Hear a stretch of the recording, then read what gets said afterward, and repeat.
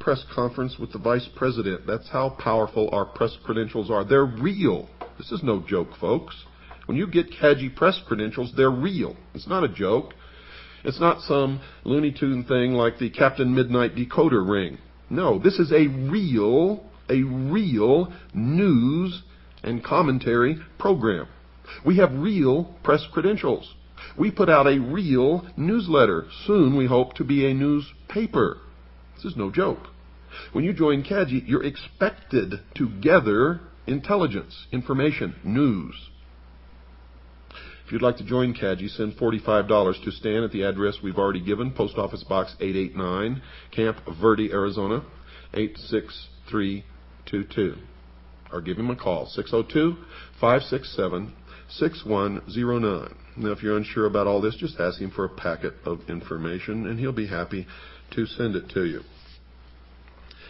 Well, to continue, remember that the first religion in the world was the religion of the worship of the heavens. And man eventually came to recognize the sun as the representation of the power and the ability of the hidden God of the universe, the invisible God of the universe, the all-powerful creator of everything. But man, as he gained his intellectual ability, began to look toward himself, toward the intellect as that God, and the sun, the representation of what used to be the invisible God of the universe, then became the representation of the intellect, the light, Lucifer. And man began to worship the Luciferian philosophy.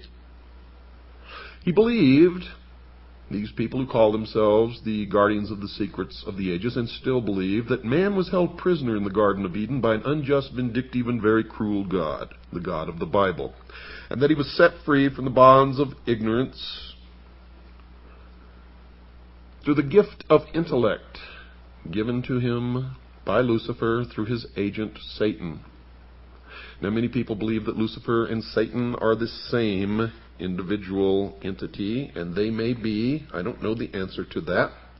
I just know what the mystery schools believe, and I know what I personally believe, and what I personally believe doesn't have any bearing on anything. Knowledge, the truth, is what counts, and that's what we're trying to get to the bottom of here.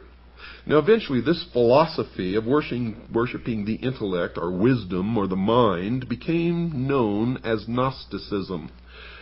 And the followers of Gnosticism began to be known as the Gnostics.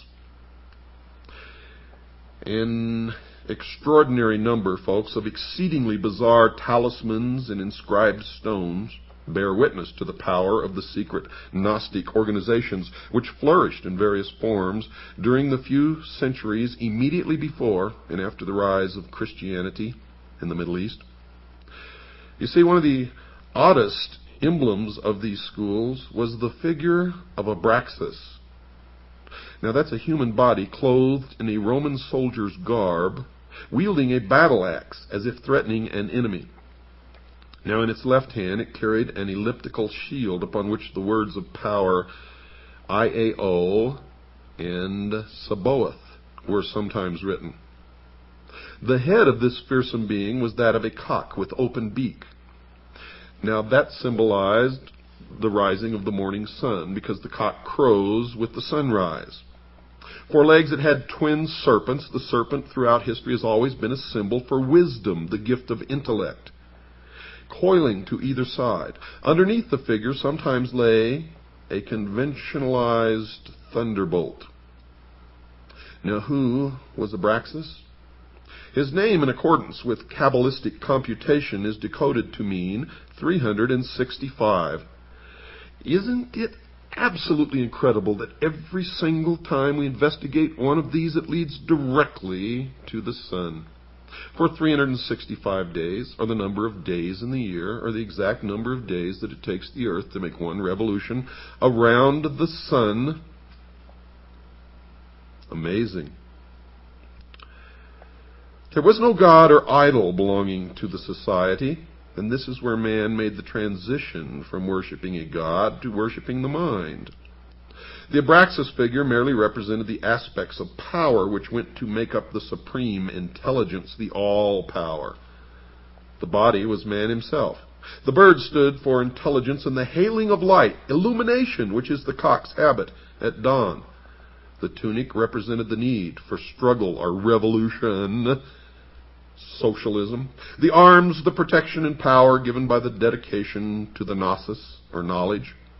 The shield was wisdom. The club or whip, power. The two snakes meant nous, insight, and logos, understanding, primordial knowing, which was the gift from Satan, the snake, the serpent.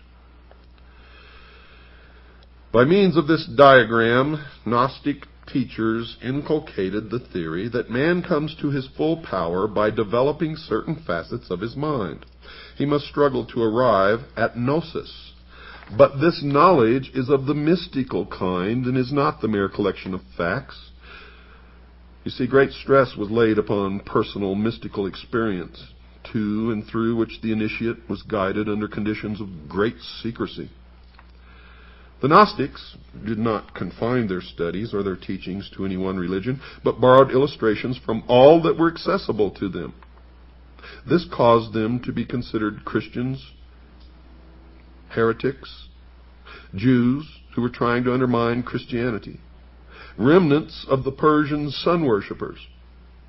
They have been widely studied by early Christian sages, and it is upon the opinions of these latter that many conclusions have been formed. Little or no investigation of these, quote, people of wisdom, unquote, has been done by research workers on the spot in Asia and North Africa, where strong and interesting traces of their beliefs and practices still remain. The main teaching states that there is a supreme being or power which is invisible and has no perceptible form. It is pantheism. This power is the one which can be contacted by mankind, and it is through it that man can control himself and work out his destiny. The various religious teachers through the ages, putting their creeds in many different ways, were in contact with this power they claim, and the religions all contain a more or less hidden kernel of initiation. Now, this is the secret which the knowers can communicate to their disciples. But the secret can be acquired only through exercising the mind and body until the terrestrial man is so refined as to be able to become a vehicle for the use of this power, or, in their terms, illumined.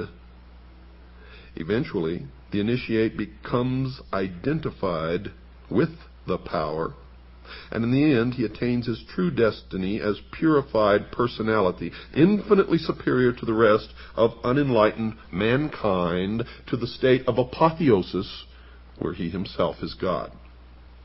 The symbolism in which this teaching is concealed, the methods by which the mystical power is attained, vary from one Gnostic society to another, but the constant factor is there: the attainment of that which humankind unconsciously needs.